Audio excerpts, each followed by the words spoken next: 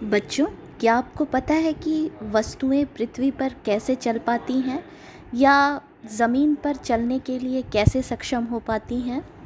आइए, आप और हम मिलकर इसी तथ्य के बारे में जानने की कोशिश करते हैं। यदि हम एक गेंद को खुरदुरे फर्श के ऊपर लुढ़कने दें, तो गेंद जो है वो लुढ़कती हुई कुछ दूरी पर चलकर चलते चलते रुक जाएगी। लेकिन क्योंकि गेंद के ऊपर कोई अलग से बाह्य बल तो लगा नहीं है, तो बाह्य बल के अभाव में गेंद को लुढ़कते चले जाना था। परंतु कुछ देर पश्चात जो है गेंद रुक जाती है। तो आखिर गेंद रुकी क्यों? ऐसी कौन सी चीज़ है जिसे गेंद को रोकने पर मजबूर कर दिया? जी हाँ बच्चों, गेंद की सतह और खुरदुरे फर्श की सतह के बीच ऐसी कोई तो वस्तु होगी जो गेंद को रुकने पर बाध्य करती है। जी हाँ बच्चों, यही वो चीज़ है जिसके बारे में आज हम अध्ययन करेंगे। तो गेंद की सतह और खुरदुरे फर्श की सतह के बीच में ये जो गति विरोधी बल है, जो गेंद की गति पर अवरोध उत्पन्न करता है, इसी गति विरोधी बल को ही हम घर्षण या फ्रिक्शन कहते हैं। तो देखा ना बच्चों, ये जो गति विरोधी बल है यानी घर्षण है, वो हमेशा वस्तु की गति का विरोध करता है। तो चलिए हम घर्षण की परिभाषा पर पहले पढ़ते हैं। घर्षण क्या है? जब एक पिंड दूसरे पिंड के ऊपर फिसलता है या फिसलने का प्रयास करता है, तो उन दोनों के संपर्क तलों के बीच में एक गति विरोधी बल कार्य करता है, जो दोनों पिंडों की सापेक्ष गति का विरोध करता है। और इसी गति विरोधी बल को ही हम घर्षण बल के नाम से जानते हैं। ये जो घर्षण बल का मान है ना, ये संपर्क तलों की प्रकृति पर निर्भर करता है। यानी संपर्क तल की प्रकृति अर्थात तल जो है वो खुरदुरा है, चिकना है, इस पर निर्भर करता है। यदि हमारा तल पूर्णतः चिकना है तो घर्षण बल का मान 0 होगा, और जैसे जैसे तल जो है वो खुरदुरा होता जाएगा, घर्षण बल का मान भी धीरे धीरे क्रमशः बढ़ता जाएगा।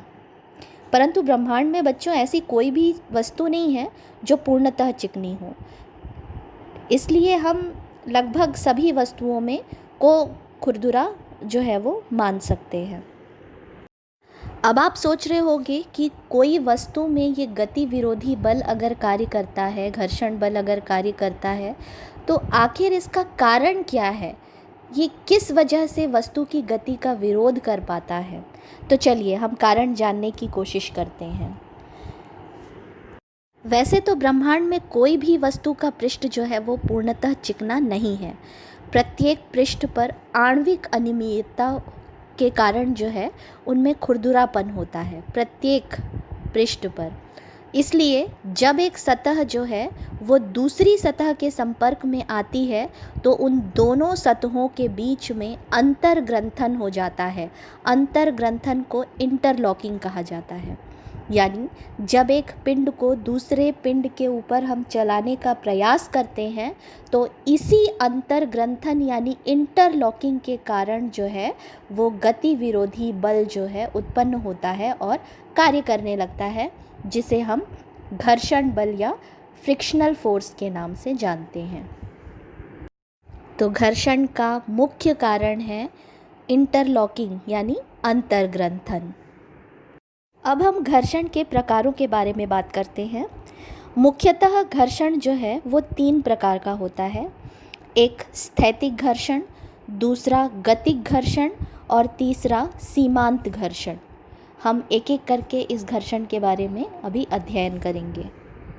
जब हम एक वस्तु पर बल लगाते हैं और हमारे बल का मान इतना नहीं हो पाता कि वस्तु को उसकी जगह से हटा सके, तो तब तक वस्तु और सतह के बीच, दोनों के संपर्क तलों के बीच में जो गति विरोधी बल है, यहाँ स्थैतिक घर्षण के नाम से हम इसको जानते हैं। जैसे ही हम बल का मान बढ़ाते जाते हैं, एक स्थिति ऐसी आएगी जब वस्तु जो है वो ठीक सरकने के कगार पर होगी, और ठीक उसी समय, जिस समय वस्तु सरकने को तैयार होगी, उस समय वस्तु और सतह के बीच में जो गति विरोधी बल है उसे हम सीमांत घर्षण बल के नाम से जानते हैं। और हमारे बल का मान जब पर्याप्त होकर वस्तु को सरकाने लगेगा, यानी कि हटाने लगेगा, तब सरकते हुए पिंड और सतह के बीच में जो गति विरोधी बल है उसे हम गतिक घर्षण गुणांक कहते हैं, गतिक घर्षण के नाम से जानते हैं। तो देखा बच्चों, 3 प्रकार का घर्षण होता है: स्थैतिक घर्षण, सीमांत घर्षण और गतिक घर्षण।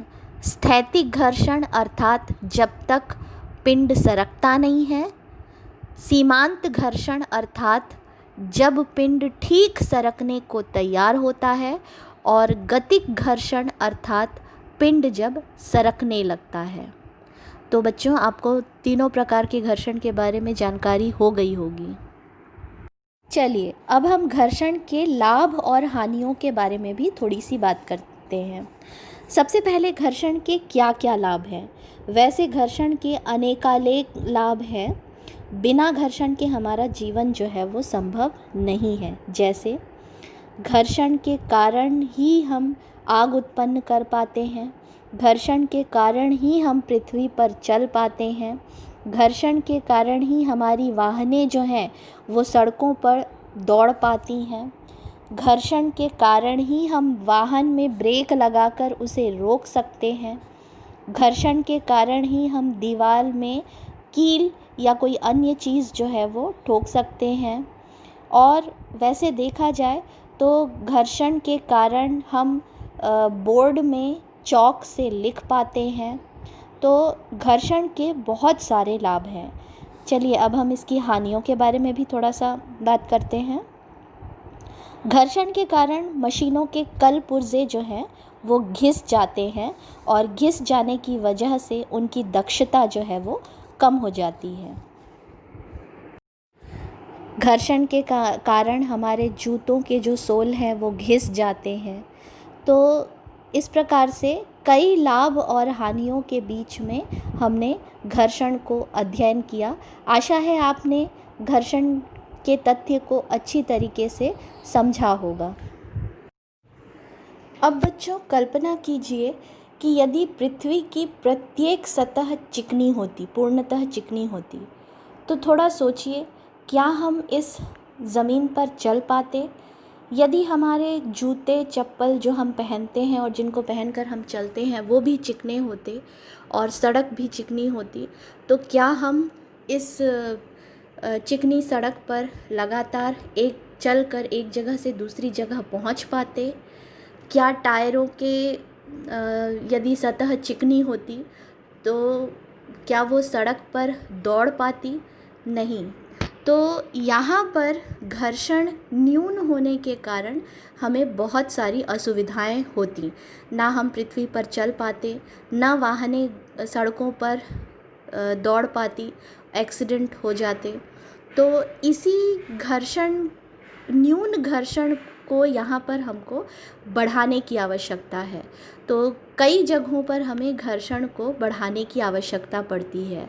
तो घर्षण को बढ़ाने के कई सारे तरीके हैं, जैसे वाहनों के टायरों और हमारे जूतों के सोलों में देखना आप ऐसे खांचे बने हुए रहते हैं। तो ये जो खांचे हैं वो घर्षण के मान को बढ़ाते हैं, और घर्षण का मान जब बढ़ जाता है तो हम आसानी से सड़कों पर चल पाते हैं और वाहनें भी ठीक तरीके से दौड़ पाती हैं।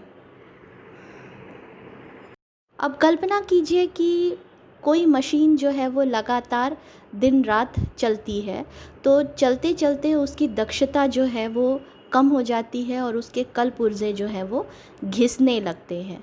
तो यहाँ पर हमको घर्षण के मान को कम करने की आवश्यकता है। तो घर्षण के मान को कम करने के भी बहुत सारे तरीके हैं बच्चों।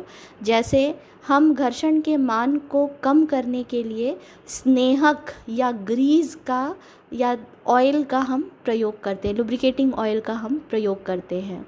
तो लुब्रिकेटिंग ऑयल को कलपुर्जों में डालने से या दरवाज़ों की किवाड़ों में जब हम इस स्नेहक का प्रयोग करें तो ये घर्षण के मान को कम करके चीज़ों को आसान करता है।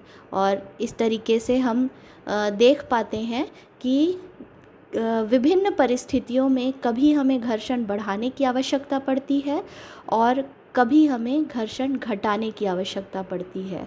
तो आवश्यकतानुसार हम घर्षण को बढ़ा सकते हैं व घटा सकते हैं। तो आशा है बच्चों आपने घर्षण के तथ्य को अच्छी तरीके से और बारीकी से समझा होगा। धन्यवाद।